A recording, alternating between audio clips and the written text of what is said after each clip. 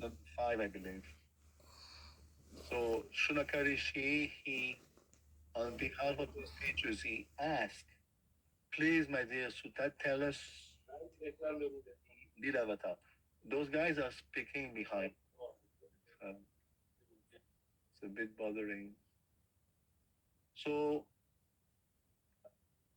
amongst all of us, we can try to recap.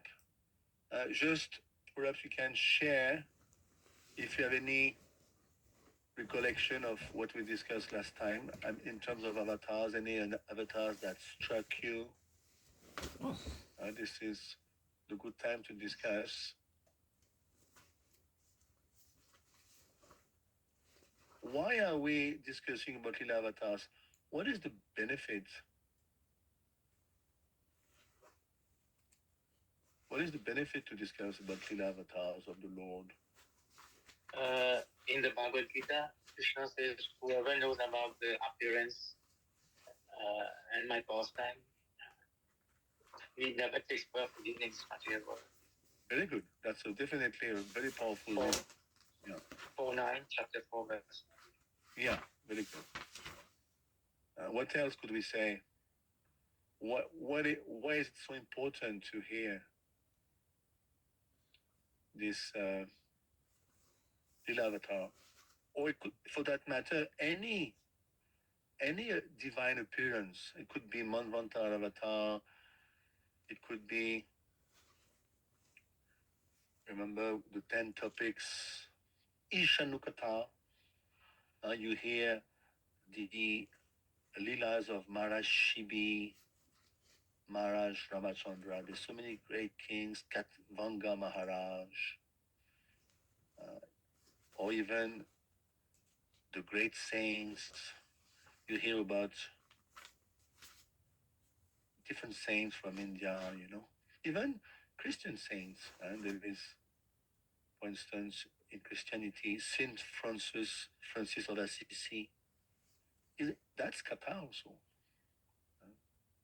So definitely, yes, go. This will increase our faith on the Lord, and the more we hear, we also will become fearless because we know that the Lord is here for us. Exactly. This is basically the state of affair as explained in the beginning of the second canto. Whichever your state of conditioning, etan nividya mananam, this is Shukdev.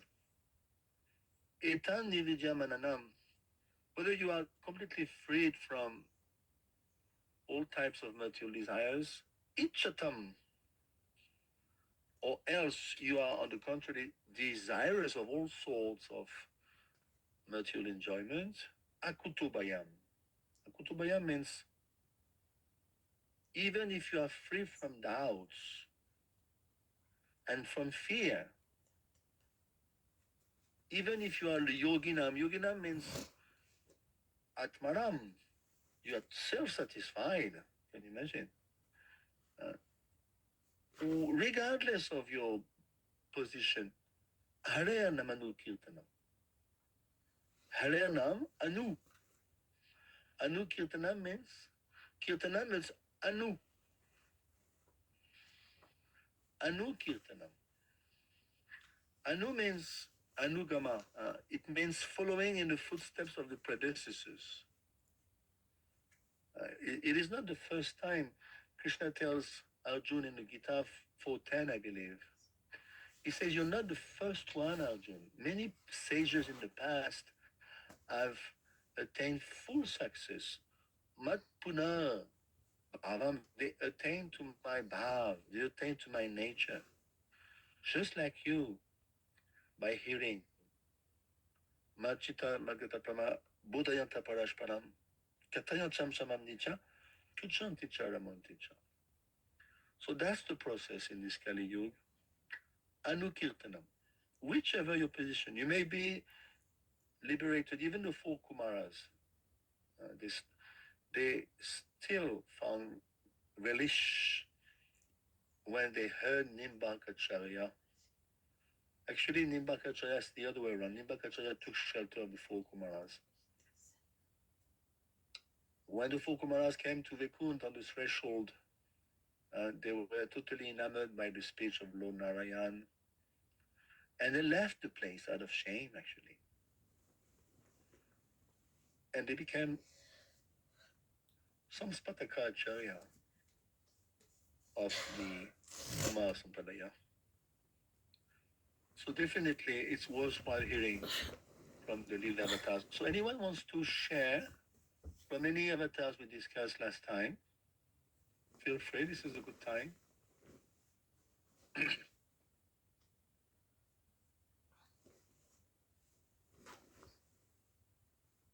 We discussed about Matsya Avatar, Yes, if I remember. okay. And how he said the Vedas through Satya Brahmani and other stages. Yes, definitely. And of course, as you remember, I consulted Sri Lagu Bhagavatamrit, written by Shiralu Goswami, because Shiralu Goswami explained that the chronological, he has given the chronological order of the appearances of the avatars in Lagu Bhagavatamrit. And he admits even that the order in the Bhagavatam, third canto, third chapter, is in disorder. It's there, but in disorder. So that's why I took the liberty to stick to Lagu Bhagavatamrit. This is a very important book. You have Brihat Bhagavatamrit. Brihat means big, and the big brother of Rup Goswami is whom? Sanatan. Sanatana Goswami. Sanatan Goswami. Yeah. So you can see out of deference for his big brother, when Rup Goswami he wrote Bhagavatamrit, he called it Lagu. Lagu means small because he's a small brother. And you can see how he embodies the Vaishnava etiquette from Goswami. He lets his brother call his book Brihad Bhagavatamrit. He called his book Lagu Bhagavatamrit. This is extremely revealing on his consciousness. Okay, and so we discussed that it's sometimes a bit confusing because Sutta Goswami, what he tends to do, he tends to merge different kata. Very, very often, avatars that are listed here in the third chapter of the first canto have appeared more than once, sometimes twice, sometimes more even. So, Sutta Goswami, for the sake of the narrative, he has merged all these different appearances to pertaining to one specific avatar, and he has merged the different stories in one narrative. So, but Rupa Goswami doesn't do that. Rupa Goswami is very specific. So we discussed Prithu, we discussed Kurma, Matasya, Barahadev, Rishabdev, remember? Just like waves on the ocean. You cannot count the waves. This would be ridiculous to start counting. There's only 22. Does it mean it's the sum total number? No. We cannot. What is the verse in the Brahma Samhita? Advaitam, Achyutam, Anadim, Anantarup. Ananta means you cannot put a figure. You can say 1 quadrillion, still you put a figure. Ananta means there's no figure. It's Anant, unlimited. There's no figure. It's absolute. So we have reached Lord Shingadev, which is coming up quite soon in the month of May. So let's start from, for you in the Bhagavatam, it would be 1.3.18. Very interesting. Rupa Goswami explained all the avatars we have mentioned so far, starting from the four Kumaras up to Prithu. They appeared in the first Manvantara. What is the name of the first Manvantara? Swayambhu Manu. Yeah. Adimanu, right? It's the greatest Manu. Adimanu is the son of Brahma. So he's Adimanu. And all the 13, the first 13 out of 22 incarnations, Lilavatars that appeared, have appeared in the first Manvantara. Only Varaha and Matsya appeared in the Shakshush. Shakshush means the sixth. So let's hear now 1:3:18. Chaturda Samnara Vibrat Dachendram Ujitam Datara Karaje Urave Rakam Katakridyata. Okay, in the 14th incarnation, the Lord appeared in Nrsimha and bifurcated the strong body of the atheist Hiranyakashipu with his nails, just as the carpenter pieces Cain. Yeah, so Eraka is a type of,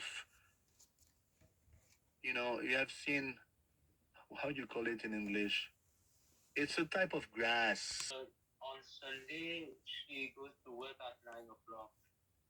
You what? She goes to work at 9 o'clock. Oh, sorry. Maybe if we can move the time. Yeah, so we can discuss it again. It's fine. Yeah. Remind me at the end of the class we can discuss. Yeah. So, and the Shingara, I told you the other day, try to remember it's like a bulb. All these avatars are different power. Just like you have a bulb, I've got a bulb here in my lamp, 220. You can have a 500 volt bulb, 5,000, 1 million volts. So in the same way, we cannot say the avatars they are Advaita. What's the meaning? Advaita? Advaita, monist. Yeah, but when we say Advaitam, Achyutam, Anadim, Anantarupam, all the avatars are Advaita. What's the meaning? They come from the. Because the absolute truth, you cannot dissect the absolute truth. This is ridiculous. Om Purnamada Purnamidam Purnat Purnamudachyate.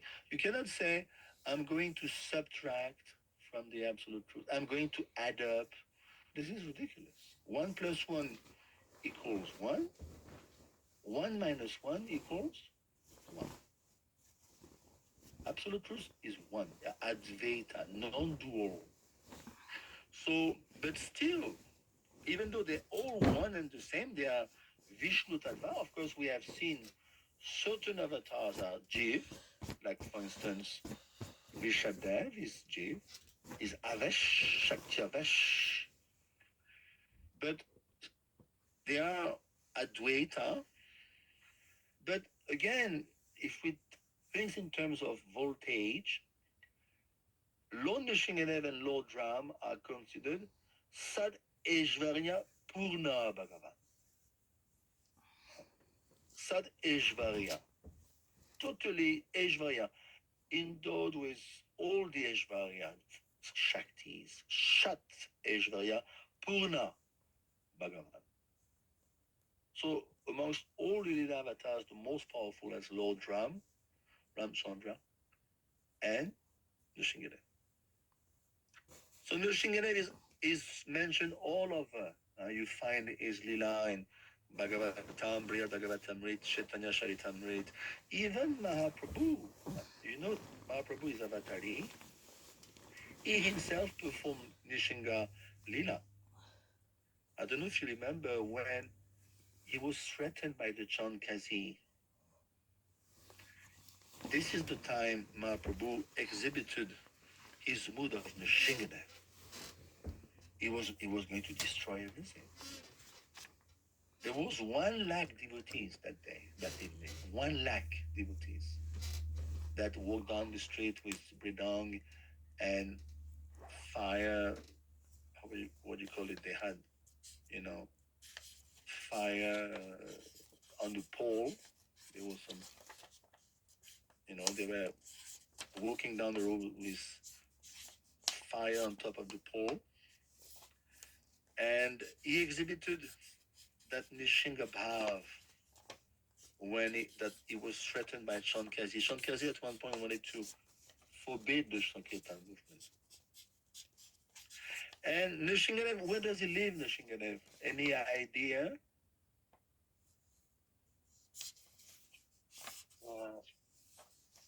Does he live in Vancouver? Well, perhaps he has a multi. I don't know.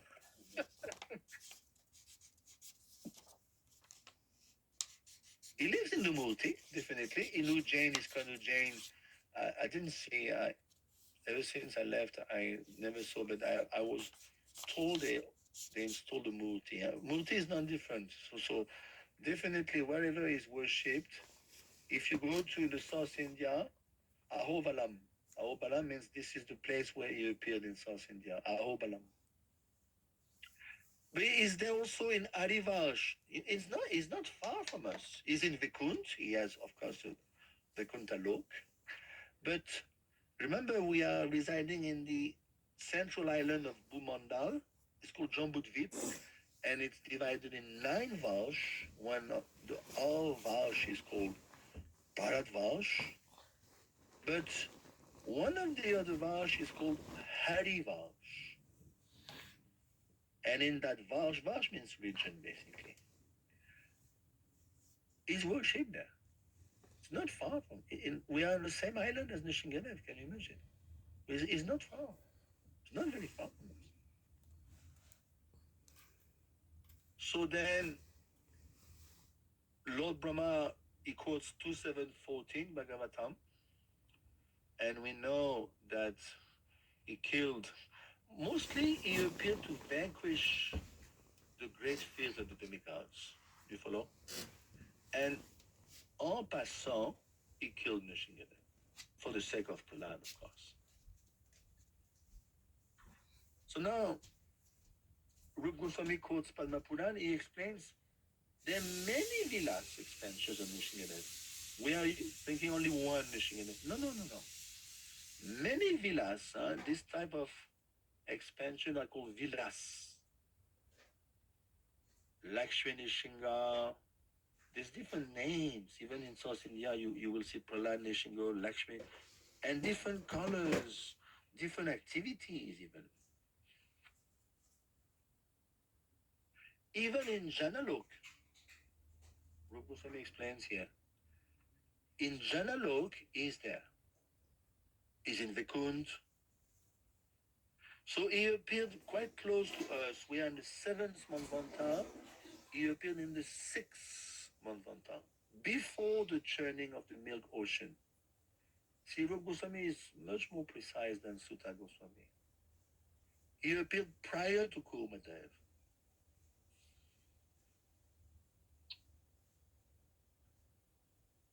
That's it for Nishingadev.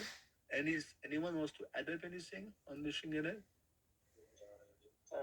Yes, Prabhu, Nishingadev also came out to Nishingadev to participate in the preaching mission of Sri Chaitanya Mahaprabhu and Srila Prabhupada. Yes, definitely. Yes. And what is surprised me a bit, we have a Nishingadev also in Mayapur. I forgot the name of that place, where there is a Mandakini river flow nearby the temple there. Yeah, this is the place where Nishingadev washed his hands after killing. Exactly, yeah. It's called, I went there, there's a deity of Satyayuga. Yeah. But there, Prabhu, you will see Nishingadev, the residents there, they worship him just like for material things, for getting married, for curing diseases, everything like ordinary things they will approach Nishingadev. Yeah, because see, they are Dambasi.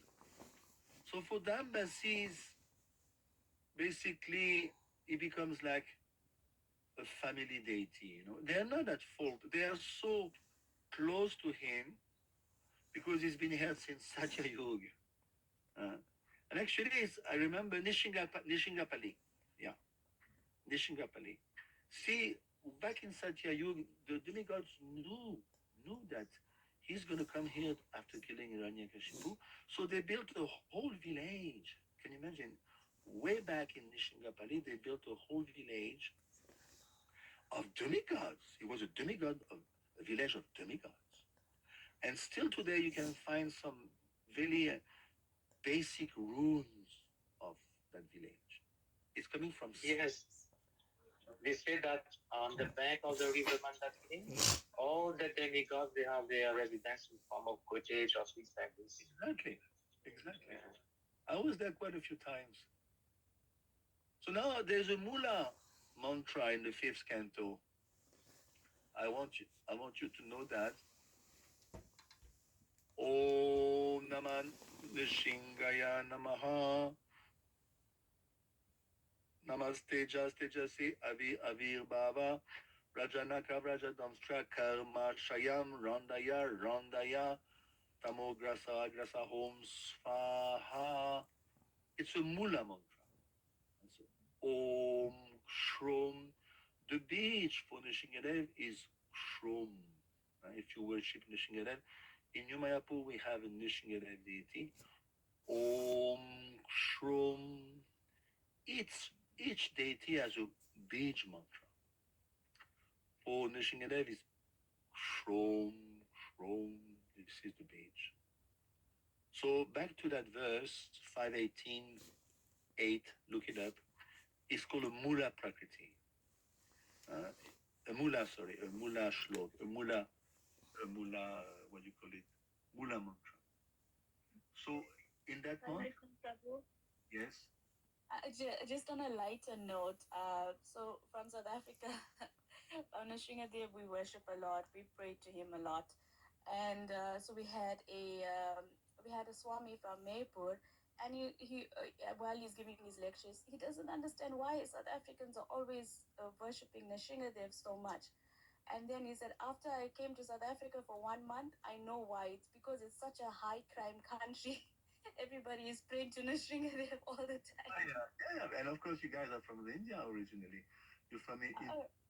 Yeah, So very like maybe 5 generations away from India. So yeah, so you are extremely fixed up, I know.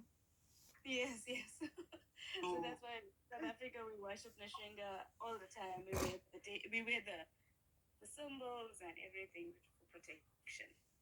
Exactly. And of course, by far, amongst the 22 Lila avatars, Nrsimhadev is by far the most worshipped in this Kala. Did you notice? Actually, yes. Prabhupada himself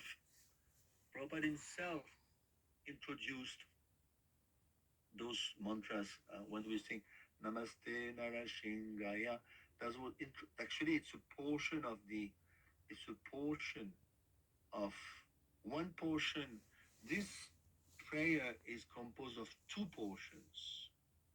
One is coming from Dashavata, Jayadev Goswami, and the other is coming from, I have to make a research. Prabhupada introduced that not immediately when he opened ISKCON in 66. He introduced the Shinga mantra. Do you know when? When he was sick? Yes, and more specifically in 70, when three sannyasis, unfortunately, they circulated the rumors that Prabhupada was God.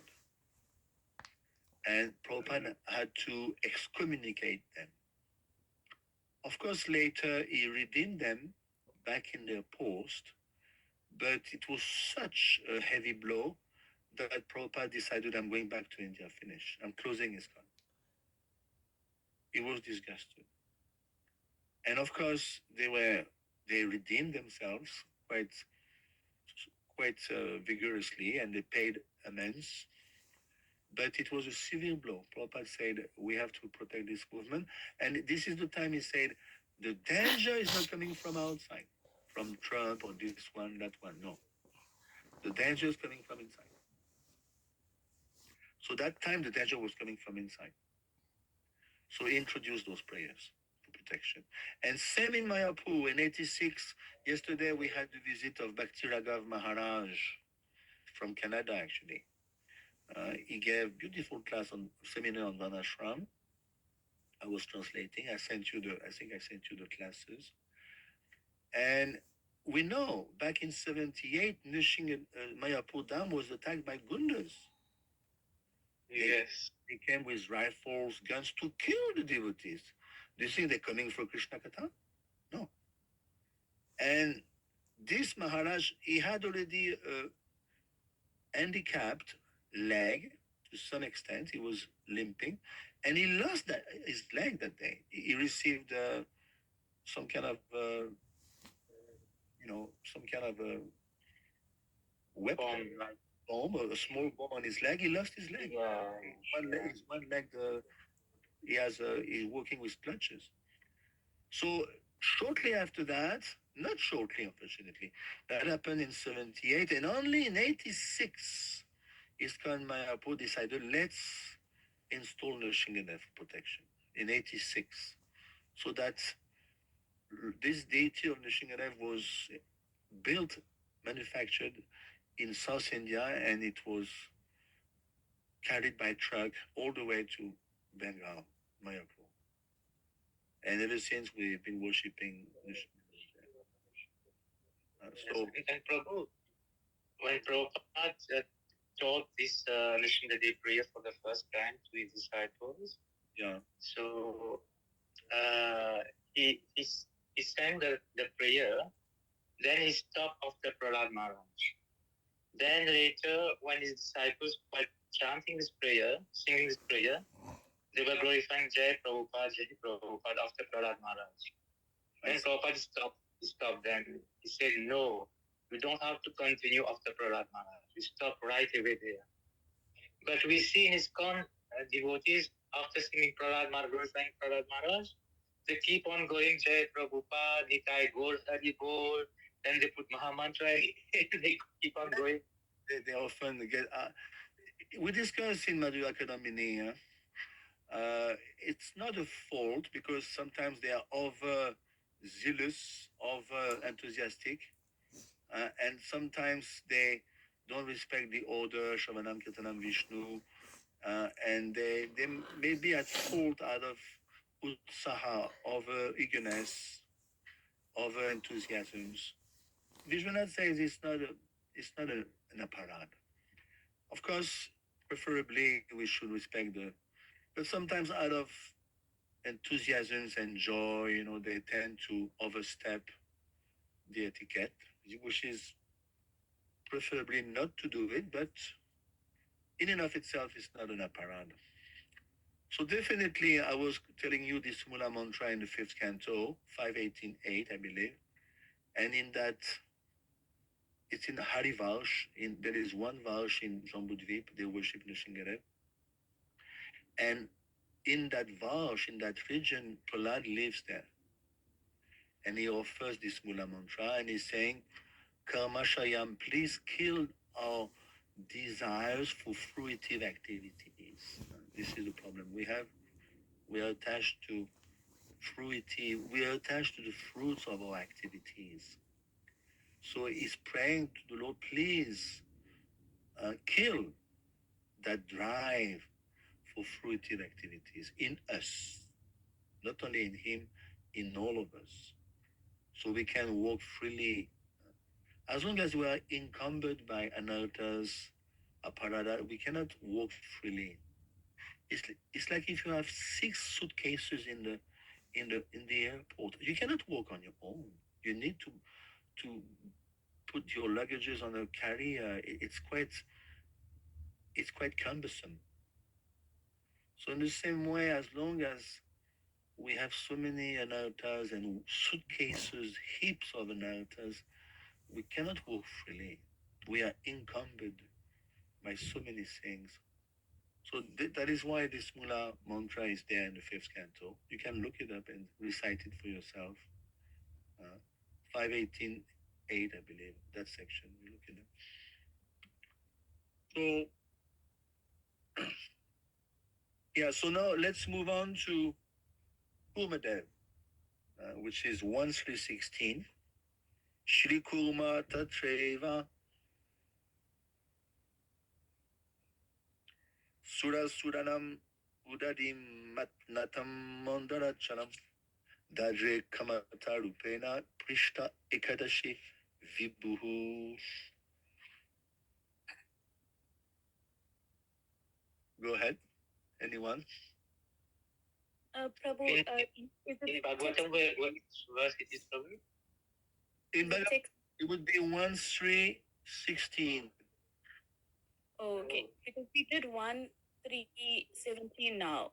Yeah, because Okay. as I said, it's not Okay, no problem. his order in the Bhagavatam. I don't know why, but I would rather respect the chronological order. Okay.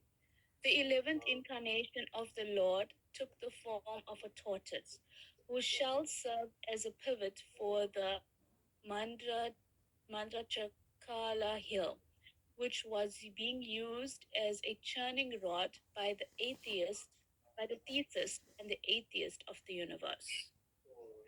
Yes, so if you want to say, Mataji, about Kumadev, go ahead, whatever you know. Who is Kumadev? Prabhu, so what I do know is that Kumadev is the tortoise, if I'm not mistaken, and he held the earth on his tortoise shell. Yes. Yes. Yeah. I He think held the Mandarachal Parvat. Yes. Very good.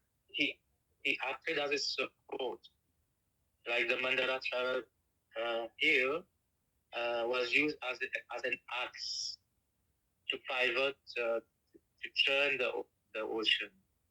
So they needed a support for that. Otherwise, if it got sink, this will create havoc, and the demigods and the Danavas would suffer also. They could have died for trying to hold that axle.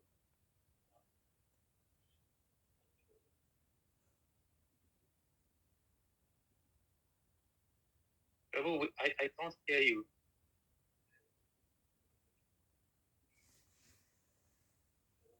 And Kumadev is one of the Manvanta avatar, Rupa Goswami explained. So he's all over the place. We find him a lot in the 8th canto, and when, like you said, Mataji and Moshika explained that during the churning of the milk ocean, remember? So